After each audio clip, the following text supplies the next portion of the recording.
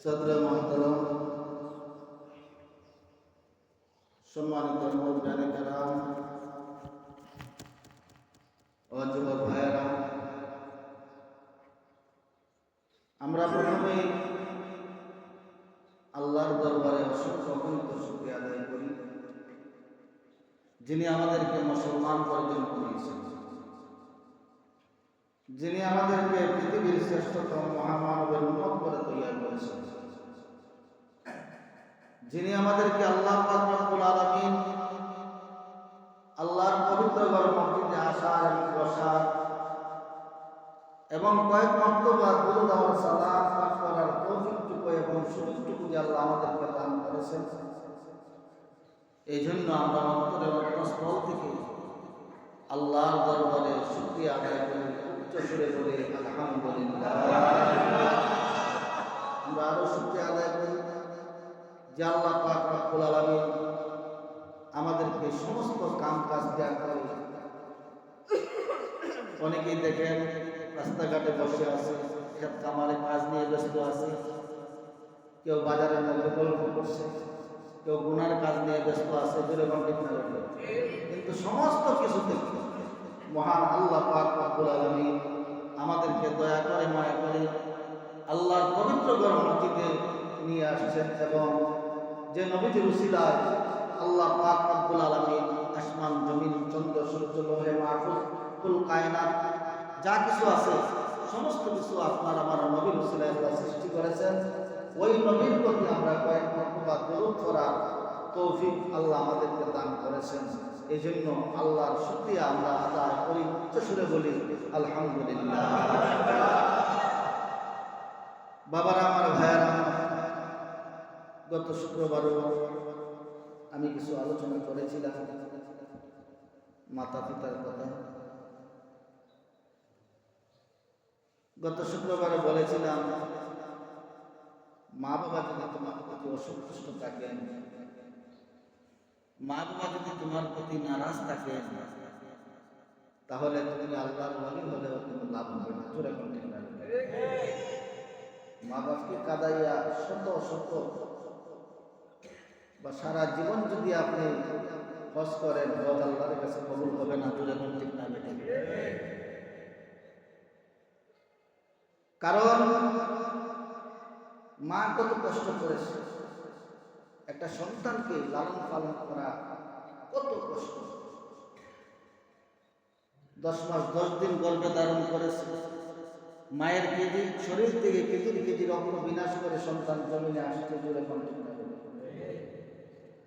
ওই মাকে কি করে আমরা কষ্ট করি? ওই সন্তানের জন্য মা জীবন বিলিয়ে দেয়। জুড়ে ঠিক না বেটি?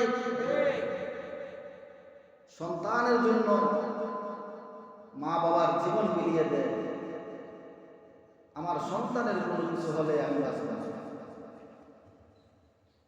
একটা মহিষের ফালের মধ্যে, একটা মহিষের বাচ্চার মধ্যে একটা বাঘ আক্রমণ করেছে। অনেকগুলি মহিষ ছিল, কিন্তু সবাই পালিয়ে গেছে। কিন্তু মা, যদি এখন মাও কি পালাই গেছে? মা পালায়নি, মা সংগ্রাম করেছে, যুদ্ধ করেছে, দেখি আমার সন্তানকে কিভাবে বাঁচানো যায়। জোরে বলেন ঠিক না বেটি? আমার সন্তানটাকে কিভাবে বাঁচানো যায়। বাঘের সাথে যুদ্ধ করেছে, তার জীবন উৎসর্গ করে দিয়েছে বাঘের সামনে। তুমি উৎসর্গ করে দিলাম, কিন্তু আমার সন্তান, আমি জীবিত থাকতে আমার সন্তানের কোনো কিছু হতে দেব না। কিন্তু বাঁচাতে পারবো না। সন্তানকে কে ফেললো? মা বলতেছে, সন্তান কত কষ্ট করলাম, কত চেষ্টা করলাম, আমি তোকে বাঁচাইতে পারলাম না, কিন্তু শেষ পর্যন্ত আমার জীবন পর্যন্ত তোর জন্য উৎসর্গ করে দিলাম। জোরে কোন সুবহানাল্লাহ। মা কেমন জিনিস! মা, তার নামই হচ্ছে মা। ওই মাকে আমরা কিভাবে কষ্ট দেই, ওই মা বাবাকে কিভাবে বড় বড় কথা বলি, ওই মা বাবাকে কথার দ্বারা, চলার দ্বারা কিভাবে কষ্ট দেই, কিভাবে আঘাত দিই। মা কেমন জিনিস! আপনারা বলেন, গাভী যদি বাচ্চা দেয়, একটা গাভী যদি একটা বাচ্চা দেয়, ওই বাচ্চাটাকে নিয়ে যদি আপনি তুলে নিয়ে যদি আপনি যান, মাটা কি বসে থাকবে? আরেকটু জোরে এখন, মা কি বসে থাকবে? আমি বলতে চাই, ওই গাভীর বাচ্চাটাকে নিয়ে যদি আপনি যেখানে যান, মাও কিছু ছাড়বে না, মাও পিছে পিছে যাবে। যদি তামাম পৃথিবী ঘুরেন, একটা সেকেন্ডের জন্য মা পিছ ছাড়বে না, কারণ মা বলতেছে আমার বাচ্চাকে নিয়ে যাচ্ছে, আমি তার পিছু ছাড়বো না। বাবারা, আমার মায়েরা, আমার ওই গাভীর বাচ্চাটাকে নিয়ে আপনি যদি সাগরের মধ্যে নেমে যান, গাভীও দ্বিধাবোধ করবে না, একটা সেকেন্ডের ভিতরে সাগরের মধ্যে জাপ মারবে। জোরে কোন ঠিক না বেশি? তার নাম হচ্ছে মা। বাবারা, আমার ভাইরা, আমার মা বাবাকে খুশি করতে লক্ষ লক্ষ টাকা লাগে না। মা বাবাকে খুশি করতে বড় বড় বল মাছ খাওয়ানো লাগে না। বাবারা, আমার ভাইরা, আমার মা বাবাকে খুশি করতে মুখ ভরে আব্বা বলে ডাক দিবেন, আম্মু বলে ডাক দিবেন। মা বাবা তোমার প্রতি খুশি হয়ে যাবে। জোরে কোন ঠিক না বেটি? আমার আল্লাহ বলেন, এরে বান্দা, তুই তোর মা বাবাকে খুশি করস নাই, আমি আরশের মালিককে তুই খুশি করে ফেলেছিস। জোরে কোন সুবহানাল্লাহ। তোর মা বাবাকে তুই খুশি করস নাই, আমি আরশের মালিককে তুই খুশি করে ফেলেছি। বাবা, আমার ভাইরা, আমার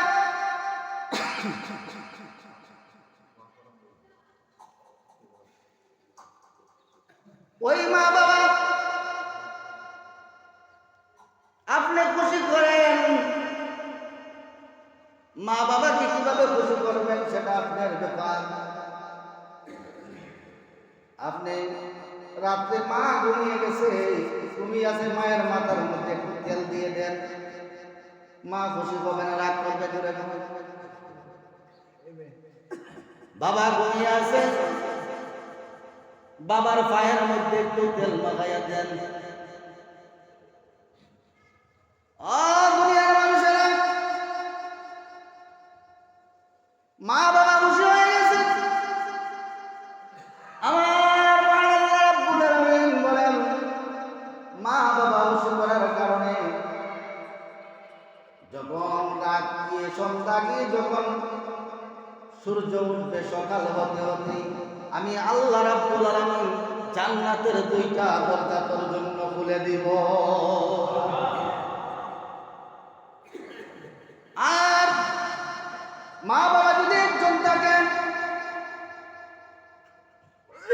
আমি আল্লাহ রাব্বুল আলামিন একজনকে খুশি করার কারণে সকালবেলায় তোর জন্য জান্নাতের একটা দরজা আমি আল্লাহ খুলে দিব। তোমার কার্যকলাপ করার কারণে মা বাবাকে যদি কষ্ট দিয়ে থাকো, বাবাকে কষ্ট দিয়েছো, মাকে কষ্ট দিয়েছো, কষ্ট করে তুমি সন্তান আমি ঘুমিয়ে গেছো, এদিকে মা বাবার ঘুম আসে না, ছটফট শুরু করে দিয়েছে, মা জোর জোর করে চোখের বাড়ি ছাড়ে ডাক দিয়ে বললেন, বাচ্চার বাপ, ওই সন্তানের জন্য কত কষ্ট আমি করেছি, ওই সন্তান আমাকে আজকে কষ্ট বুঝিয়ে দিয়েছে, আমাকে আঘাত করেছে। বাবা বুঝতে তুই কাঁদিস না, আমাদের সময় তখন শেষ হয়ে গেছে, তাদের এই সময় সবর করে ঘুমিয়ে থাক। বাবারা আমার, ভাইয়ারা আমার, এমন কষ্ট যদি কোনো কেউ মা বাপ দেখতে থাকেন, আল্লাহ বলেন সাথে সাথে রাত্র পোহালেই আমি আল্লাহ রাব্বুল আলামিন তাদের জন্য জাহান্নামের দুইটা দরজা খুলে দিব। সে যদি আল্লাহর ওলি হয়ে যায়, 5 ওয়াক্ত নামাজ পড়ে, রোজা রাখেন, নেককার পরেজগার দিনদার মুত্তাকি, কোনো ভালো কাজ সে বাদ দেয় না, কিন্তু মা বাবাকে কষ্ট দেওয়ার কারণে তার সমস্ত আমল বরবাদ হয়ে গেছে, বরবাদ হয়ে গেছে। সাহাবায়ে কেরাম আরজ করলেন, ইয়া রাসূলুল্লাহ, ইয়া হাবিবাল্লাহ, আমার মা বাবা যদি দুই নেত করে, দুই নেত আছে না, আপনার 4-5টা সন্তান, একটা সন্তানকে এক নজরে দেখেন, আরেকটা সন্তানকে আরেক নজরে দেখেন। আপনার সম্পদ আছে ওঠাল, কয়েকটা সন্তানকে এক নজরে দেখছেন, আরেকটা সন্তানকে কম দিয়েছেন, সন্তানকে সম্পদের ভাগও কম দিয়েছেন, তার ছেলে সন্তানের কোনো কিছু হলে আপনি পাগল হয়ে যান, আর আপনার আরেকটা সন্তানের ছেলে সন্তানের কোনো কিছু হলে আপনার কোনো কিছুই কষ্ট লাগে না, তার প্রতি আপনার কোনো খেয়াল নাই, কিন্তু অন্য সন্তানের প্রতি আপনার খেয়াল, এটা হচ্ছে নিয়ত খারাপ। সাহাবায়ে কেরাম ডাক দিয়া বলে, ইয়া রাসূলুল্লাহ, ইয়া হাবিবাল্লাহ, দেখে বলল, নবী গো, এমন যদি আমাদের মা বাবা হয়, আমাদের করণীয় কি? আমরা কি মা বাবার খেদমত করব? এমন আছে কিনা? আরেকটু জোরে কোন এমন সমাজও আছে কিনা? একটা বাবার 5টা সন্তান যদি হয়, 5 নজরে দেখে কি না? আমরা এখন কি বলবো? তারপরে কি মা বাবার খেদমত করব? আল্লাহ রাসূল সাল্লাল্লাহু আলাইহি সাল্লাম বলেন, ওয়াইন যালাম আল্লাহ রাসূল 3বার এই কথাটা বলেছেন। ও সাহাবায়ে কেরাম, মা বাবা যদি তোমাদের উপর যতই জুলুম করুক না কেন, তোমরা মা বাবার সাথে জুলুম করতে পারবে না, মা বাবার সাথে বেয়াদবি করতে পারবে না, মা বাবাকে কষ্ট দিতে পারবে না, কারণ মা বাবার জন্য সব সময় সৎ ব্যবহার করবে। আল্লাহ কোরআনে বলেছেন, ওয়াবিল ওয়ালিদাইনি ইহসানা, জোরে জোরে কোন সুবহানাল্লাহ। মা বাবা যদি তোমাকে কষ্ট দেয়, তারপরে মা বাবার সাথে তুমি খারাপ ব্যবহার করতে পারবে না। মা বাবা যদি তোমাকে জুলুম করে, তারপরে তোমার মা বাবার সাথে তুমি জুলুম করতে পারবে না। লক্ষ্য করুন, মুমতামিন গোত্রের এক যুবক আল্লাহ রাসূলের কাছে এসে বললেন, ইয়া রাসূলুল্লাহ, ইয়া হাবিবাল্লাহ, দেখে বলে, নবী গো, ওগো আল্লাহর নবী, আমাকে একটা পরামর্শ দেন। কি পরামর্শ? আমার মা বাবা ছিল খুব অসহায় অবস্থা ছিল, আমার মা বাবা যদি একবার খাবারের ব্যবস্থা করে দিত, দ্বিতীয়বার খাবারের ব্যবস্থা করতে পারত না। আমাকে যদি একটা লঙ্গির ব্যবস্থা করে দিত, দ্বিতীয় বছর 1 বছর পর্যন্ত লঙ্গির কোনো ব্যবস্থা করে দিতে পারত না। এমন কষ্টের জীবন যাপন করেছেন। ইয়া রাসূলুল্লাহ, ইয়া হাবিবাল্লাহ, দেখে বলেন, নবী গো, কিন্তু লাস্ট পর্যায়ে আমার মা বাবা তিলে তিলে কষ্টে দুঃখে কষ্টে মারা গেছে। দুজন আমার মা বাবা মারা গেছে। আমি সেই সময় রুজি রোজগারের ব্যবস্থা নাই, রুজি রোজগার করি না। আমার মা বাবাকে আমি কিভাবে চিকিৎসা করাবো শুধু চেয়ে চেয়ে দেখেছি, কিন্তু দুঃখে কষ্টে আমার মা বাবা মারা গেছে। ইয়া রাসূলুল্লাহ, ইয়া হাবিবাল্লাহ, এখন আমার টাকা পয়সার অভাব নাই, সম্পদের অভাব নাই, কিন্তু রাতে ঘুমিলে বালিশের মধ্যে মাথা দিলে আমি শুধু কান্দি। হায়রে, আমার মা বাবা যে সময় ছিল আমি তার খেদমত করতে পারি নাই, কত কষ্ট করে একটু চিকিৎসা দিতে পারি নাই, আজকে আমার মা বাবা চলে গেছে। ইয়া রাসূলুল্লাহ, ইয়া হাবিবাল্লাহ, দেখে বলেন, নবী গো, আমার মা বাবা এখন দুনিয়াতে নাই, কবরের মধ্যে আছে। আমি এখন আমার মা বাবার খেদমত করতে পারবো কিনা? জোরে জোরে কোন সুবহানাল্লাহ। যুবক কান্দেন। আল্লাহ রাসূল জোর জোর করে চোখের পানি ছাড়ানোর কারণ ওনার মা বাবার কথা মনে হয়ে গেছে। কারণ আল্লাহ রাসূল তো ইতিম ছিলেন, জোরে কোন ঠিক না বেটি? রাসূল তো ইতিম ছিলেন।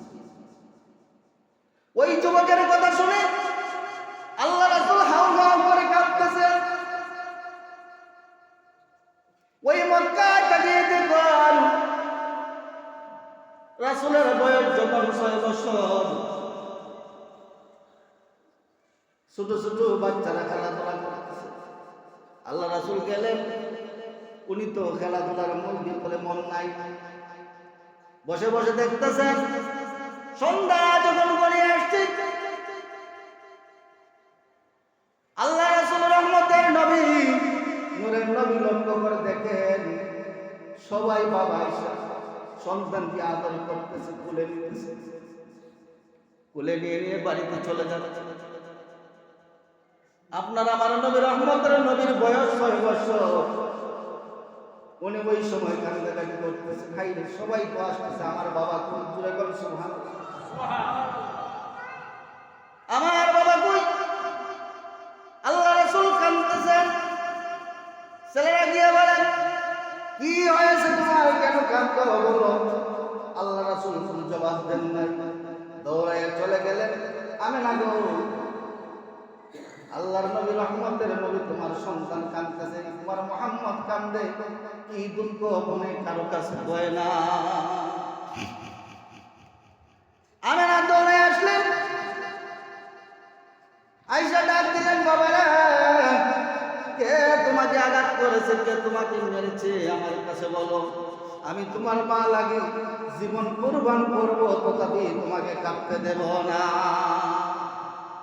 রহমতের নবী, নূরের নবী ডাক দিয়ে বলে, মা গো, আমাকে কেউ মারে নাই গো, আমাকে কেউ আঘাত করে নাই। আমি লক্ষ্য করে দেখলাম সব সন্তানের বাবার আয়েশা কুলের মধ্যে নিয়ে আদর করে নিয়ে চলে যাচ্ছে, কিন্তু গো মা, আমার বাবা কই? বাবার কথা মনে হয়ে গেছে। জোরে জোরে বলি সুবহানাল্লাহ। আমার বাবা কই? আমি না আল্লাহ রাসূলকে কুলে তুলে দিলেন, চুমু খেলেন। বাবারে চল, আব্দুল মুতালিবের কাছে গিয়ে বললেন, বৌমা, আব্বা গো, তোমার নাতি তার বাবার কবর দেখতে চায়। জোরে জোরে বলি সুবহানাল্লাহ। বাবার জন্য কান্দাকাটি করে। আব্দুল মুতালিব বললেন, বৌমা গো, আর দেরি করো না গো, একটা উটের উপরে চড়ে তুমি এবং আমার নাতি মুহাম্মদ এবং উম্মে মান দাসী, তোমরা তিনজন চলে যাও, তার বাবার কবর জিয়ারতে যাও। জোরে জোরে বলি সুবহানাল্লাহ। আল্লাহ রাসূল কবর জিয়ারত করেছেন। আর আজকে আমরা ওই নবীর উম্মত হয়ে কবর জিয়ারতের কথা আমরা ভুলে গেছি। যাদের মা বাবা আছে, প্রতি শুক্রবারে যদি তোমরা কবর জিয়ারত করো, আল্লাহ গুনাহ মাফ করে দেন। জোরে জোরে বলি সুবহানাল্লাহ। দুনিয়াতে বিদায় হয়ে গেছেন, আমরা রাইকে আসলাম, আর কোনো খবর নেই। বাবার আমার ভাইয়া চলতে লাগলেন, মদিনায় গিয়ে পৌঁছলেন। একটা কবরের পাশে দাঁড়াই আমিনা কাঁদতে, আমিনা অমর করে কাঁদতেছে। রাহমাতাল লিল আলামিন কুলের মধ্যে ডাক দিয়া বলে, আম্মা গো, কেন কাঁদো গো? কি হয়েছে, কি দুঃখ তোমার মনে? আমিনার কান্না আরো বেড়ে গেছে। আরে মুহাম্মদ, তুই না তোর মদিনায় তোর আব্বা দেখতে চাইছিস রে, এটা তো তোর বাবার কবর। আমি স্বামী বলে চিৎকার করে ডাকলাম, আমার ডাকে সাড়া দেয় না, কিন্তু আমার কুল থেকে নেমে যা। আমি আব্বা বলে ডাকতে, আমি দেখবো উঠেনি, তোকে কুলে তুলে নেয়নি। জোরে জোরে বলে সুবহানাল্লাহ। কি আব্বা বলে ডাকতে?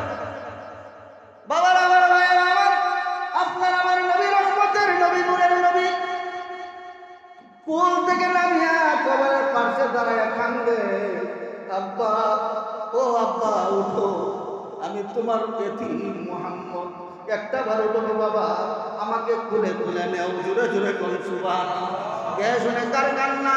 লেখক হয়তো তখন লিখেছিল, আব্দুল্লাহ কবর থেকে বলেছিল, আরে আমার কবরটা ভাঙিয়া দে, একটা বার আমার এতিম মুহাম্মদকে কুলে তুলে নে। এদিকে আল্লাহর আরশ পর্যন্ত কাঁদতেছে। আল্লাহ জিবরাইল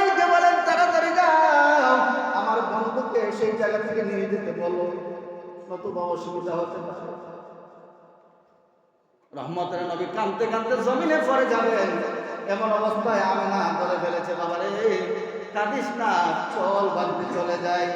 বাবার আমার, ভাইয়েরা আমার, আল্লাহ রাসূলকে নিয়ে যখন চলে যাচ্ছেন মক্কা মদিনার মধ্যস্থলে আবওয়া নামক একটা স্থানের নাম, জায়গার নাম আছে, ওই জায়গার মধ্যে আইসা আমেনার গায়ের মধ্যে জল উঠে যায়।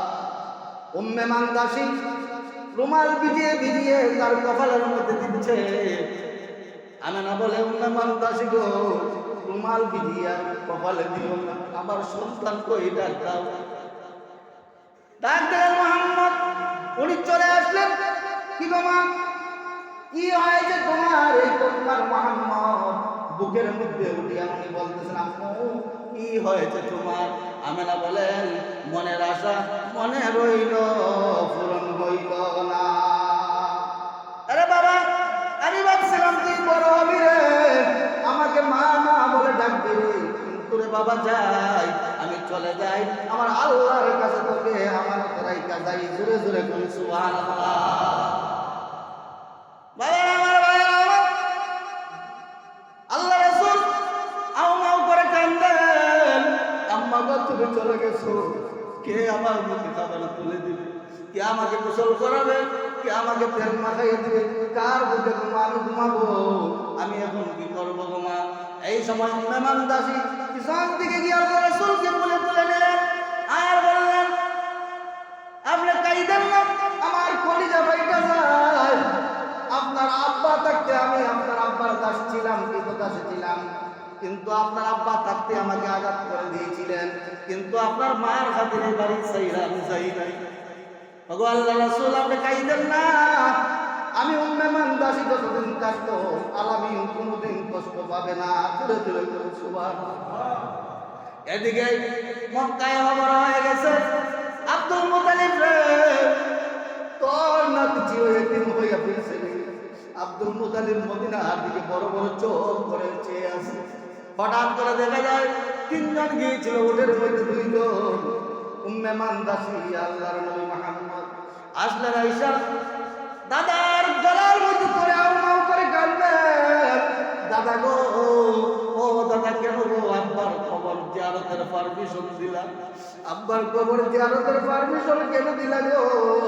আব্বার কবর জিয়ারত করতে গিয়ে আমার মা হারাইলাম, এখন আমি কার কাছে থাকবো, কার কাছে ঘুমাইবো, কে আমাকে আদর করবে, কে আমাকে যত্ন করবে? আব্দুল মুতালিব ডাক দিয়া বুকের মধ্যে চলে বললেন, নাতি রে আর কাঁদিস না নাতি, আর কাঁদিস না, আমি তোর দাদা লাগি, আমি দাদা থাকতে যতদিন বেঁচে থাকবো কোনোদিন তোমার কষ্ট হবে না। কিতাবের মধ্যে হচ্ছে রাত্রে দাদার বুকের মধ্যে আল্লাহ রাসূল না ঘুমাইলে রাসূলের ঘুম আসতো না, আর আব্দুল মুতালিব আল্লাহ রাসূলকে জড়িয়ে না করে ঘুমাইলে ঘুম আসতো না। এইভাবে যখন ঘুমিয়ে থাকতেন, রাত যখন গভীর হয়ে যাইত, রহমতের নবী মা মা বলে ডাকতেন। জোরে জোরে বলি সুবহানাল্লাহ। আব্দুল মুতালিব বলে, নাতিরা মা মা বলে ডাকিস না, আমি তোর মা নই রে, আমি তোর দাদা লাগি। বাবার আমার, ভাইয়েরা আমার, কিছুদিন পরে আব্দুল মুতালিব চলে গেছেন আবু তালিবের কাছে রাইগা। আবু তালিব আমার নাতিরে আমি কোনোদিন কষ্ট দেই নাই, সাবধান সাবধান আমি চলে যাচ্ছি, যতদিন তুই দুনিয়ায় থাকবে রে আমার নাতি যেন কষ্ট না পায়। বাবার আমার, ভাইয়ের আমার, আল্লাহ রাসূল মা নিয়ে গেছেন, গর্ভ অবস্থায় বাবাকে নিয়ে গেছেন। 6 বছরের কালে কিছুদিন পরে আবার দাদাকে আল্লাহ নিয়ে গেছেন। আল্লাহ বলেন, বন্ধু গো, তোমাকে কেন এতিম বানাইলাম জানোনি? ফাআম্মাল ইয়াতীমা ফালা তাকহার। কেন এতিম বানাইলাম? এতিম দেখা যাতে কোনোদিন ধমক দেওয়া কথা না বলে, এতিম দেখলে আদর করবা, এতিমের মাথাটা হাত বুলাই দিবা, এতিমের মাথার হাতের নিচে যতটুকু চুল পশম থাকবে, এই পশম পরিমাণ নেকি তোমার আমল নামার মধ্যে আল্লাহ দিয়ে দিবে। জুড়ে জুড়ে বলুন সুবহানাল্লাহ। এই জন্য আল্লাহর নবী কাঁদেন, জোর জোর করে চোখের বাড়ি ছেড়ে কাঁদেন, যুবক রে আমারও তো মা নাই, আমি মা বাবা নাই, বাবাকে গর্ভ অবস্থায় দেখি নাই, বাবাকে কোনোদিন দেখি নাই, মাকেও যে পেয়েছিলাম 6 বছর সে মাকে হারাইছি। আল্লাহ রাসূল কাঁদেন, যুবক ঠিক আছে ভালো কথা আমাকে জিজ্ঞাসা করেছো, কিন্তু সেটার সমাধান আছে। আল্লাহ রাসূল বলেন, এটার সমাধান তোমার মা বাবা এখন নাই, কবরের মধ্যে আছে, কিন্তু আমি রাসূল ঘোষণা করলাম জমিনের মধ্যে থেকেও মা বাবার খেদমত করতে পারবে। জোরে জোরে করে সুবহানাল্লাহ। এখন আমাদের তো অনেকেরই মা বাবা নাই, আমাদের কাদের কাদের মা বাবা আছে একটু হাত তুলে দেখান তো। আল্লাহ মাশাআল্লাহ মাশাআল্লাহ, যাদের আব্বা আম্মা আছে আল্লাহ যেন হায়াত দরাজ করে দেন, মা বাবার খেদমত বেশি বেশি করে করার তৌফিক দান করেন সবাই কোন আমিন। আর যাদের মা বাবা দুনিয়াতে নাই তারা একটু হাত তুলেন তো দেখি। মাশাআল্লাহ, যাদের মা বাবা দুনিয়াতে নাই আল্লাহ যেন তাদের কবরগুলিকে জান্নাতের বাগান বানাই দেন সবাই কোন আমিন। এখন প্রশ্ন হলো, যাদের মা বাবা দুনিয়াতে আছে তারা মা বাবার খেদমত করতে পারবে, বাজার থেকে কলা এনে দিবে, দুধ এনে দিবে, মা বাবার খেদমত করবে, মা বাবার সাথে অসৎ ব্যবহার করবে না, নানান দিকে নানান ভাই মা বাবার খেদমত করবে। আর যাদের মা বাবা নাই তারা কিভাবে মা বাবার খেদমত করবে? ওই জিনিসটাই আল্লাহ রাসূল বলেছেন যে তারাও মা বাবার খেদমত করতে পারবে, দুনিয়ার থেকেও তারা মা বাবার খেদমত করতে পারবে। কিভাবে? আল্লাহ রাসূল বলেন পাঁচটা আমলের কারণে এবং 5টা কাজের বিনিময়ে এই দুনিয়ার মধ্যে থেকে 5টা কাজ করলে এই দুনিয়ার থেকেই তার মা বাবার খেদমত করা হবে। জোরে জোরে কোন সুবহানাল্লাহ। ওই যুবককে ডাক দেয়া বলে, যুবক রে চিন্তার কোনো কারণ নাই, তোমার মা বাবা দুনিয়া থেকে বিদায় হয়ে গেছে, কিন্তু তুমি দুনিয়া থেকে তোমার মা বাবার খেদমত করতে পারবে। ওইটা 5টা কাজ করলে তোমার মা বাবার খেদমত হয়ে যাবে। যুবক ডাক দিয়ে বলে, ইয়া রাসূলুল্লাহ ইয়া হাবিবাল্লাহ, ডেকে বলে নবী গো, ওগো আল্লাহর নবী কিভাবে কি কাজ করলে মা বাবার খেদমত করা যায়? আল্লাহ রাসূল বলেন, প্রথম নম্বর হলো তুমি তোমার মা বাবার জন্য সব সময় দোয়া করতে হবে, আর সেই দোয়াটা আল্লাহ কোরআনের মধ্যে শিখাইয়া দিয়েছেন। জোরে জোরে কোন সুবহানাল্লাহ। আমার সাথে বলেন, রাব্বির হামহুমা কামা রাব্বায়ানি সগীরা। সেটা আল্লাহ কোরআনে শিখাই দিয়েছেন।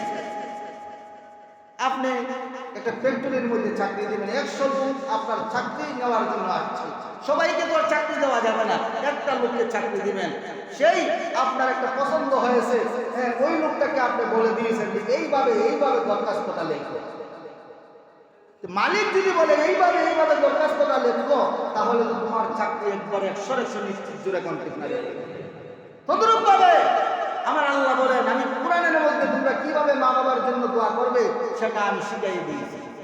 এই আয়াত পড়ে যদি আমি আল্লাহর কাছে তোমার মা বাবার জন্য দোয়া করো, সর্ব অবস্থায় সর্বক্ষেত্রে এটা আমি আল্লাহ তোমার মা বাবার কবরের মধ্যে তোমার খেদমত পৌঁছাই দিব। জোরে জোরে করো সুবহানাল্লাহ। আল্লাহ কোরআনের মধ্যে বলেন, ইম্মা ইয়াবলুগান্না ইনদাকাল কিবারা আহাদুহুমা আও কিলাহুমা ফালা তাকুল লাহুমা উফফিন ওয়ালা তানহারহুমা ওয়া কুল লাহুমা কাওলান কারীমা।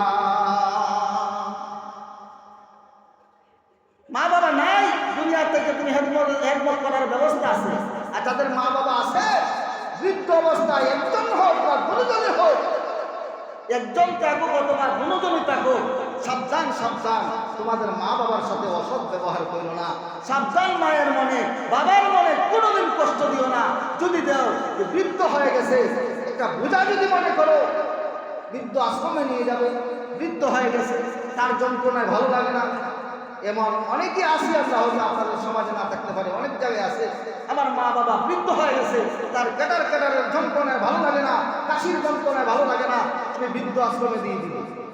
যুবক তুমি জানিয়ে রাখো, তোমার বাবাকে তোমার মাকে যদি তুমি এখন বৃদ্ধ আশ্রমে দিয়ে থাকো, তাহলে তুমি এটা গ্যারান্টেড, তুমি লেখাই নাও যে তুমি যখন তোমার যখন সন্তান বড় হবে, তুমি যখন বৃদ্ধ হবে, তখন এই বৃদ্ধ আশ্রম না, এর থেকে আরো জঘন্য ধরনের জিনিস তোমার কপালে আছে। জুড়ে কোন ঠিক না বেঠিক? দুনিয়াটা বদলার জায়গা। তোমার বাবাকে বৃদ্ধ আশ্রমে দিয়েছো, তোমার সন্তানও তোমাকে বৃদ্ধ আশ্রমে দিবে। হৌরি বলে বৌমা আমার ফিটটা একটু খাইয়ে দেবো। বৌমা ফিট খাইয়ে দিতে গেছে, তাহলে পা ওঠে, পা ওঠে, ইয়া বলি না। শাশুড়ি তো মায়ের সমান, পা উঠে ফিটের মধ্যে ব্যাপারটা। এখন কি করবো? শাশুড়ি ডাক দিয়ে বলে, বৌমা গো, আমি তোমাকে ফিটটা মাজার জন্য বলেছি, তুমি যেন কি যেন লাফাইতেছ। বৌমা জল জল করে চোখের পানি ছেড়ে দিয়েছে। ওগো আম্মা জান, আমি তো সর্ব চেষ্টা করছি তোমার ফিটটা আমার হাত দ্বারা মাইয়া দিতাম, কিন্তু বারংবার চেষ্টা করার পরও আমি ব্যর্থ হয়েছি। সব সময় পাও তোমার ফিটের মধ্যে উইটা যায়। শাশুড়ি জোর জোর করে চোখের পানি ছেড়ে দিই, বলে বৌমা গো, ভালো করে তোর দুইটা পাও দিয়ে আমার ফিটটা মাইয়া দে, কারণ আমি যখন বলছিলাম আমার শাশুড়িরও আমি লাথি মেরেছিলাম। দুনিয়াটা বদলা যায়, এই জন্য শত চেষ্টা করলো তোমার হাত উঠবে না, পাউই উঠবে। এই জন্য মহিলারা যারা আছেন, আমার মাইকের আওয়াজ যারা শুনতেছেন, তাদেরকেও বলতেছি, মা বাবা অমূল্য ধন, শাশুড়ি শ্বশুর শাশুড়ি অমূল্য ধন, এগুলি আমরা বুঝে চলার দরকার। শাশুড়ি যারা হয়েছেন তারাও চিন্তা করার দরকার যে আজকে যে একটা পরের যে একটা মেয়ে আনলাম, এটাকে মেয়েদের মেয়ে মনে করতে হবে। যদি আমি পরের একটা মেয়ে আনছি, আমি শাশুড়ি হয়েছি, আমি শাশুড়ি হইয়া যদি ওই মেয়েটাকে আমার নিজের মেয়ে মনে করি, এই সংসারে কোনোদিন ঝগড়া হবে? কোনোদিন তালাক শব্দ উচ্চারণ হবে? হবে না। আর যে মহিলা আসবে, যে বৌমা হয়ে আসবে, বৌমা চিন্তা করতে হবে, এখন আমার বাপের বাড়ি কোনো কিছুই না, আমার স্বামীর বাড়ির সব কিছু, স্বামীর বাড়ির মানুষ, স্বামীর বাড়ির সব কিছুকে আমি আপন করে নিতে হবে। আর যিনি আমার শাশুড়ি হবেন, ওনাকে আমার মায়ের স্থানে আমি জায়গা দিতে হবে। জুড়ে কোন ঠিক না বেঠিক? এমন যদি করেন, কোনোদিন এই সমাজ, এই অলৌকিক সংসারের মধ্যে ঝগড়া হবে না। জুড়ে কোন ঠিক না বেঠিক? তো বাবার আমার ভাইয়ের আমার, এই বিষয়গুলি আমরা যদি মেনে চলি, সুন্দরভাবে চলা যাবে, ঝগড়াঝাটি হবে না, কোনো কিছুই হবে না। এই জন্য বাবার আমার ভাইয়ের আমার সময় শেষ। আমি ইনশাল্লাহ আগামী শুক্রবারে বলবো, একটা জিনিস বললাম শুধু, যে দোয়া যদি সব সময় মা বাবার জন্য দোয়া করেন, তাহলে এই দোয়াটা খেদমত হিসাবে কবরের মধ্যে আল্লাহ পাক পৌঁছাই দেন। জোরে জোরে কোন সুবহানাল্লাহ। তারপরে আরো চারটা কাজ, চারটা আমল কি কি করলে মা বাবার খেদমত দুনিয়ার তাইকা মরে যাওয়ার পরও, মা বাবা মরে যাওয়ার পরও দুনিয়ার থেকে খেদমত করা যায়, এই চারটা জিনিস ইনশাল্লাহ আগামী শুক্রবার যদি আল্লাহ হায়াত দেয় তাহলে আমি আলোচনা করব। যা কিছু আলোচনা করেছি, আল্লাহ যেন আমাদের সবাইকে আমল করার তৌফিক দান করেন। সবাই আমিন। ওয়া আখিরু দাওয়ানা আলহামদুলিল্লাহি রাব্বিল আলামিন।